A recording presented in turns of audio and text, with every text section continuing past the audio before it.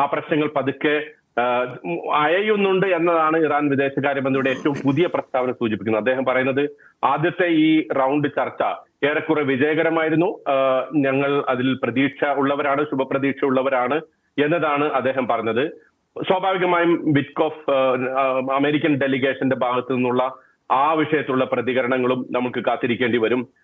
എന്തായാലും മേഖലയെ സംബന്ധിച്ചിടത്തോളം അതിനിർണായകമായ ഒരു ഘട്ടം. ആ ഘട്ടത്തിൽ ഈ ചർച്ചകൾ മാത്രമാണ് ഏതെങ്കിലും തരത്തിലുള്ള ഒരു മിലിറ്ററി ബിൽഡപ്പിനെ മറികടക്കാനും ഒരു ശാന്തമായിട്ടുള്ള ഒരു അന്തരീക്ഷത്തിലേക്ക് ഈ മേഖല എത്തുന്നതിനുമുള്ള ഏക വഴി എന്ന് നമുക്ക് കാണാവുന്നതാണ്.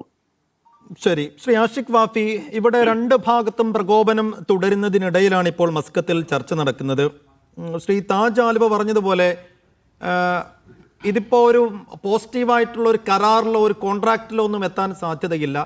എന്ത് ചർച്ച ചെയ്യണം, വിഷയം എന്താണ് എന്ന കാര്യത്തിൽ ഇപ്പോഴും ഒരു വ്യക്തത, ധാരണയില്ലായ്മ ഈ മസ്കറ്റിൽ നടക്കുന്ന ചർച്ചയുടെ വലിയൊരു ബലഹീനതയാണ് എന്ന് മാത്രമല്ല, നേരിട്ടുള്ള ചർച്ചകളല്ല, ഒരു പരോക്ഷ ചർച്ചയാണ് നടക്കുന്നത്.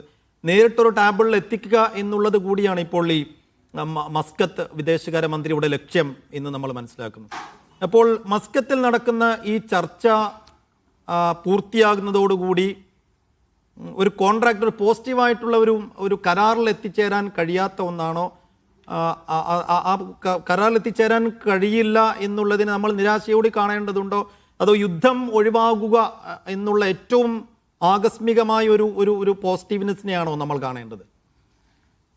യഥാർത്ഥത്തിൽ ഇങ്ങനെ ഒരു ചർച്ചയിലേക്ക് തന്നെ കാര്യങ്ങൾ എത്തി എന്നുള്ളത് ഇറാനെ സംബന്ധിച്ചിടത്തോളം ഒരു വലിയ സക്സസ് ആണ്. അവരുടെ ഡിപ്ലോമസി നേടിയെടുക്കുന്ന ഒരു വലിയ സക്സസ് ആണ്. കാരണം ഏത് റെജീമുമായിട്ടാണ് ഇവർ ചർച്ച ചെയ്യുന്നത്?